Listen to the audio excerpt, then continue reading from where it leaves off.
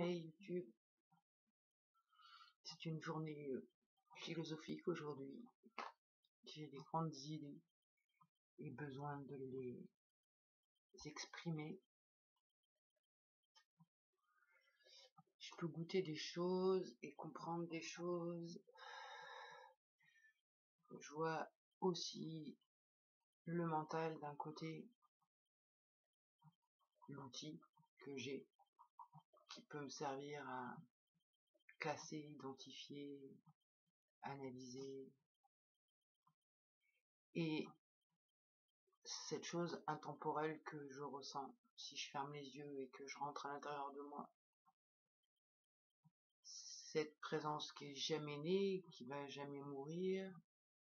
Et il y a vraiment deux choses. Enfin, c'est comme ça que je le perçois. Il y a plus de deux choses, mais on va dire il y a deux grandes choses. Il y a la présence et le mental.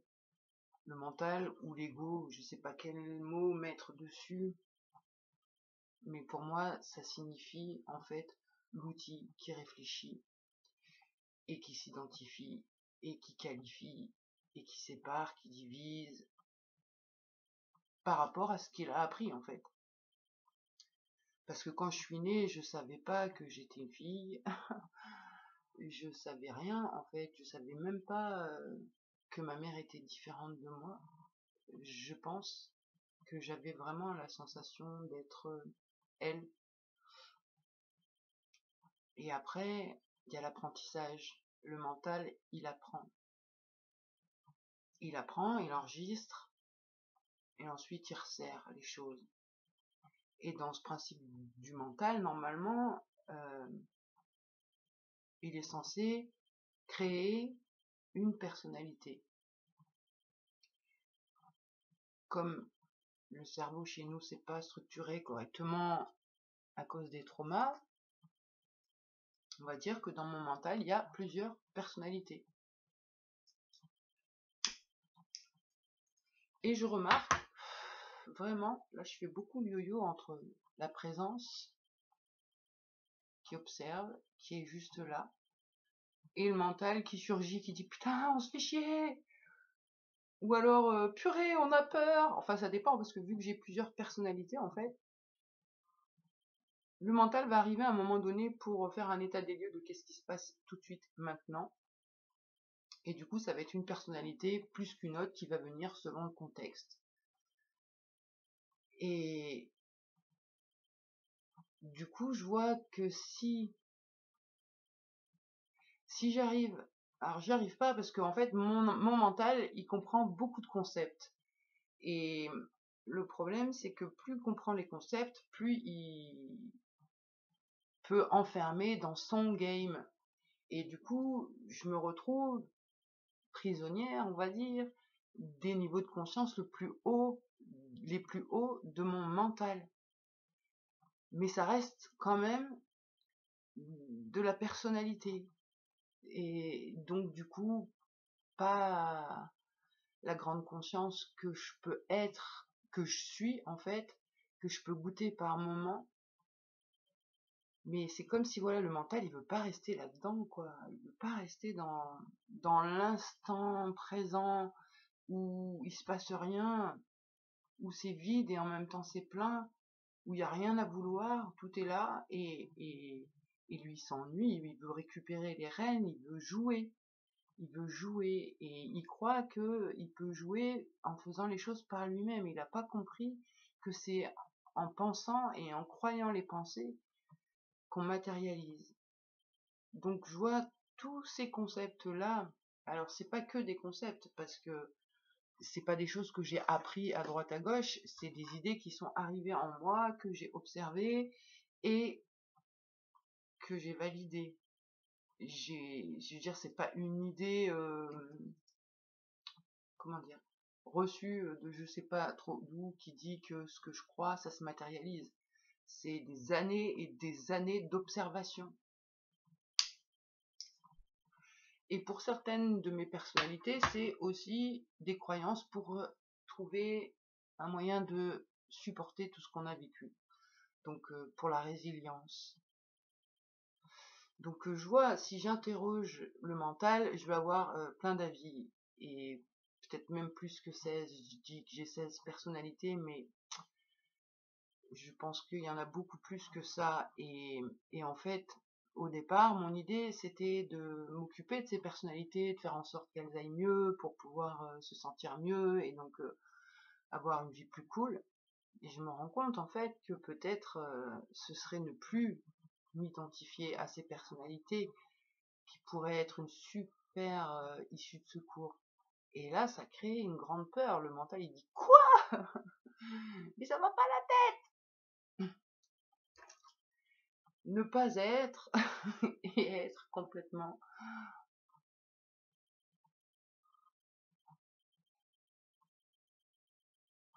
Enfin bon, de toute façon, j'ai pas tellement le choix que d'essayer de sortir de ce système, de sortir de cette identification à mon système, à mes personnalités, parce que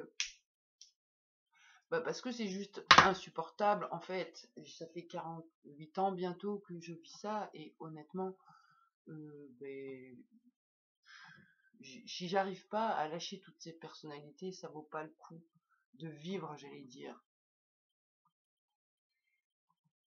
Donc c'est où j'arrive à plus m'identifier aux personnalités et peut-être créer une autre personnalité du coup, parce que ça reste toujours des personnalités, ce besoin d'identification. Et des moments pourtant, quand je m'identifie, je me vois dans tout. Et à d'autres moments, quand je suis dans le mental, et ben je me vois dans rien. Donc il y a ces deux positionnements et voilà, rester dans le mental, rester dans les personnalités, c'est vraiment trop insupportable. C'est un game de torture en fait, c'est un game de peur, d'angoisse, de stress, de seul contre tous, de il y a des méchants partout, enfin c'est invivable, c'est invivable.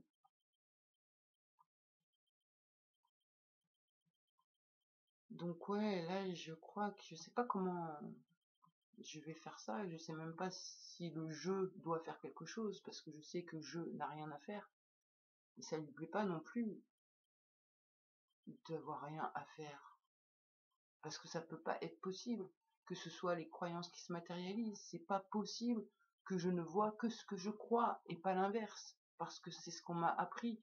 On m'a appris que je vois que je crois que à ce que je vois, mais en fait non, ça marche à l'envers. Et ça, toutes mes personnalités, elles veulent pas vraiment. C'est pas qu'elles veulent pas l'entendre, elles l'entendent, elles le comprennent, sauf que c'est pas. Elles peuvent pas valider le truc. Et en même temps, c'est qui mes personnalités? C'est le résultat du passé.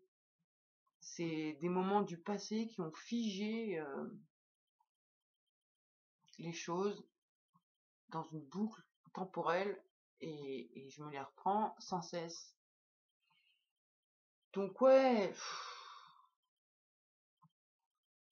je vois la personnalité qui tire vraiment vers le bas et qui fait que maintenant est pénible. C'est parce que même s'il se passe rien maintenant, en pensée, il se passe plein de choses. Et il y a plein de dossiers à régler.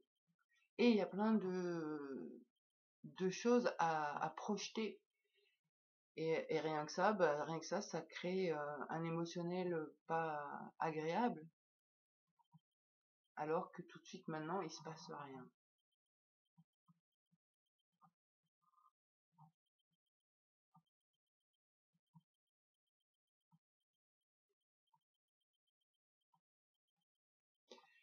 Et je vois aussi les autres personnalités qui ont super peur de mourir, super peur d'être malade, super peur de souffrir, et qui veulent absolument trouver des solutions, alors qu'en vrai, la solution, c'est pas de chercher une solution à un problème qu'on crée en fait en le croyant, c'est justement pas trouver de solution et ne pas croire au problème. Donc là, j'annonce mon idée, ce que je décide d'expérimenter, c'est une forme de déni. Je vais être dans le déni le plus possible de tout ce qui m'est proposé dans mon esprit. Donc toutes mes personnalités qui me proposent des choses, je vais essayer de ne plus croire. Et donc ne pas croire que j'ai mal, ne pas croire que je souffre, ne pas croire peut-être que j'ai le syndrome d'Ehlers dans l'os, ne pas croire non plus que je suis un système multiple, ne pas croire au passé en fait. Ne croire à rien que maintenant, et maintenant c'est la capacité d'observer ce qui est, et en même temps ce qui est vu et ce qui est observé c'est la même chose. Si on est dans un rêve, ça rejoint.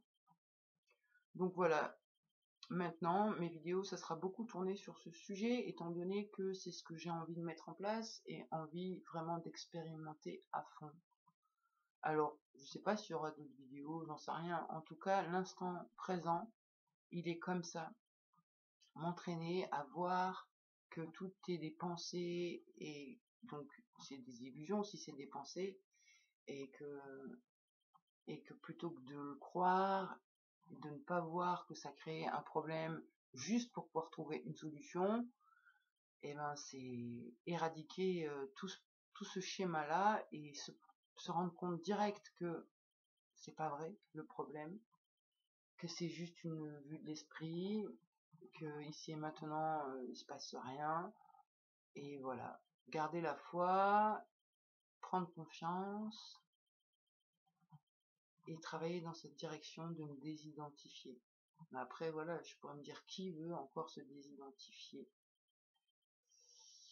Ouh.